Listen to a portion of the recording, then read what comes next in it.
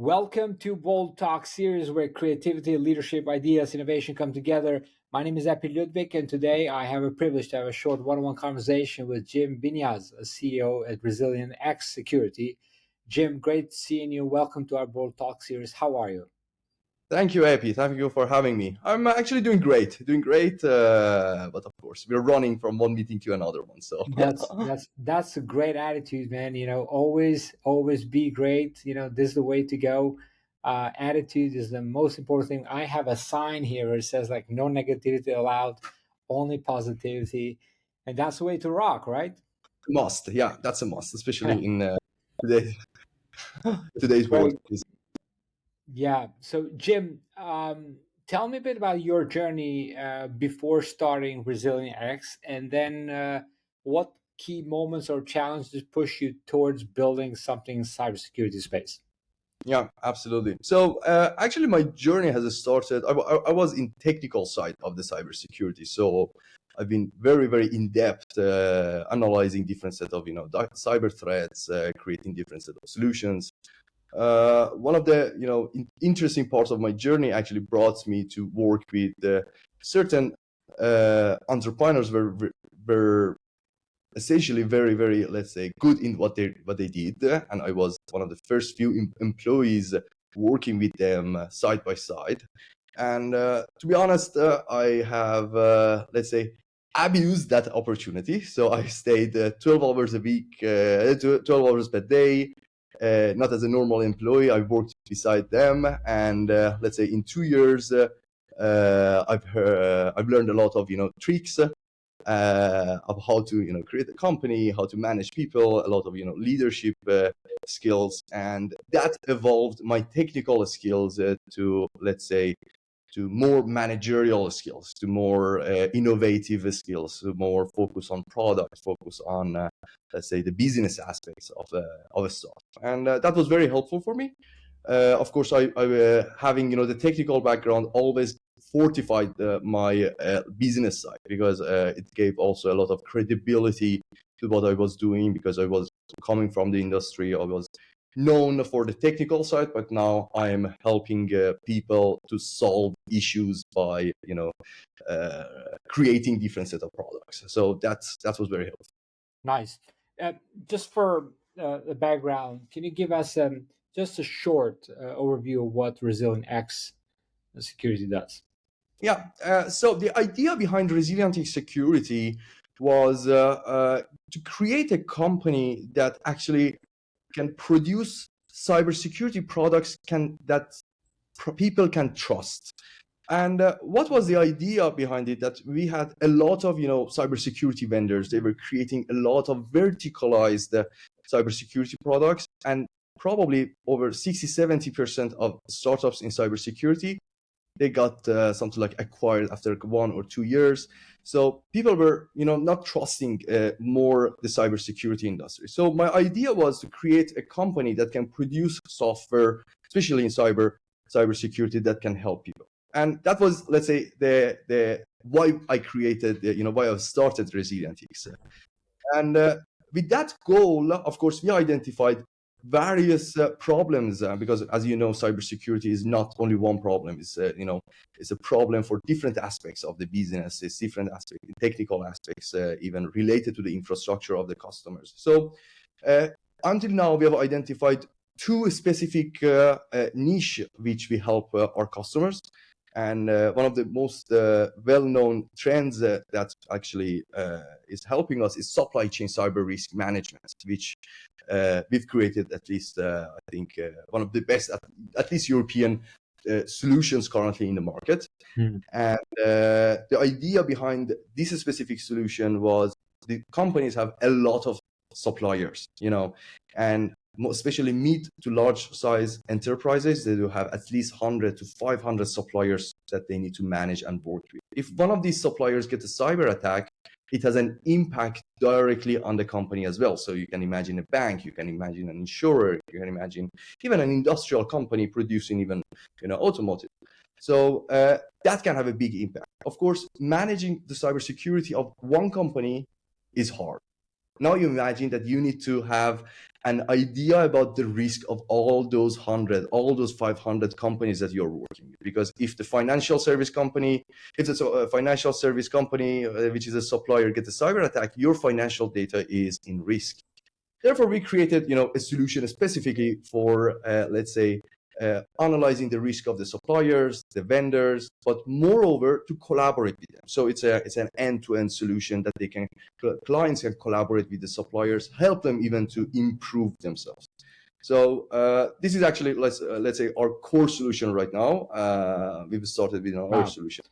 That's amazing, and this is truly interesting because a lot of times businesses, they, when they have such integration with other suppliers, they may not probably think about that at all. They're just thinking about themselves, like in securing their system, but how well the supplier system is being secured. It's a really a big question mark. So what does the company need to do then? They need to hire your system, I believe, right? So what the companies did in past, they were, let's say the mature companies did use Excel sheet to send some questionnaires to their suppliers. That was, the typical process. But of course, there are even regulations right now in Europe, for example, DORA regulation, NIS2 regulation, which they actually impose to a lot of companies in something like 16 industries, that they need to adopt, let's say, a maturity level, at least in supply chain matters. So that actually what we do specifically for our customers is, first of all, we divide these activities. So first we give them possibility to monitor the risk. So if my supplier is in a credential leak, if my supplier has vulnerabilities, if my supplier is not maintaining a correct cyber posture. So different set of visibilities. We analyze over 350 data points on daily basis for our customers. And then, of course, a lot of automation, automation on questionnaires, document analysis, document lifecycle management. So a lot of those back office activities that they needed to do by hand, they can automate it with us. Yeah. Yeah, the cybersecurity is about being proactive instead of being reactive. This is what's something that the security managers, directors, always look to prevent that. How do you think most organizations are falling short on that front, being proactive rather than being reactive?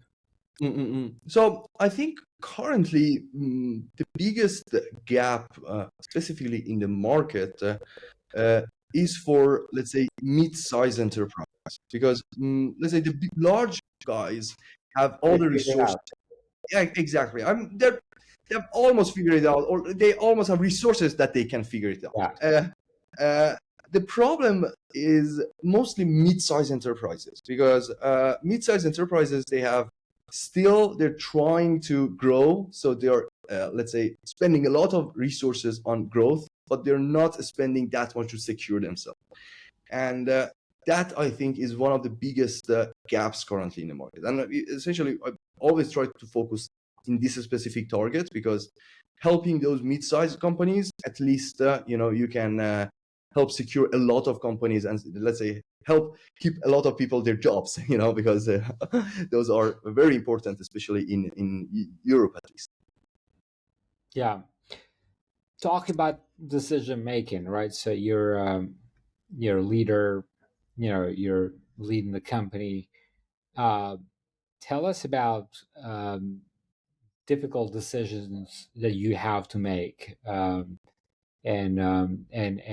what that looks like in terms of uh, if things went wrong, or things went in a way that you did not uh, anticipate it. What should leader do when making such decision? To be honest, I usually don't consider myself even a leader, but I consider myself a problem solver more than leader. So especially we are not a very big company, so we are, it's not that we are 1,000 people inside the company. So my job is actually looking at which part of the company is not working correctly, and then figure out what the problem is, what is the best solution, and what can be the outcome. So that's actually my daily job. If something is working, I kind of don't touch it, so because it's already working. On the other hand, we actually adopted a different strategy than most of cybersecurity startups. So of course, we got supported by some investors or some partners initially, but we didn't want to go to typical San Francisco-based cybersecurity startup way, which they Yeah. raised millions or billions initially. And of course, for example, one of the hardest decisions that I usually have to make is we choose very few people among a lot of people. So we do something like probably 100 interviews. From those 100 interviews, we get maybe 1%. And from 10 people that we hire, probably we keep one. So it's a very, very hard decision sometimes. And it's not about the resources. It's about, to bring the best and let's say the top talented people that we can, because I think that is, I think that's the magic, behind Yeah. our company. Yeah. I mean, it's a lot also have to do with the culture, right? Yeah, Is if a person you're hiring, it's is it aligned with your culture? Is it aligned with your mission, vision, values, and all that sometimes those things are overlooked. For the job seeker, sometimes like they don't pay so much attention until they are in it. So it's always a responsibility of a problem solver. The leaders are problem solvers, and so I always say that being a leader, it, it's not easy task. You have to own you have to own when things go wrong, and you also have to give a great applause to the team when things go right. So taking that type of responsibility now. Because this is a short format, I like to get to the bottom of it. What is the word bold mean to you, Jim? So for me, bold means making a difference. Making a difference uh, right now, especially in this specific timeline that we are living. Actually, I think it's very, very hard.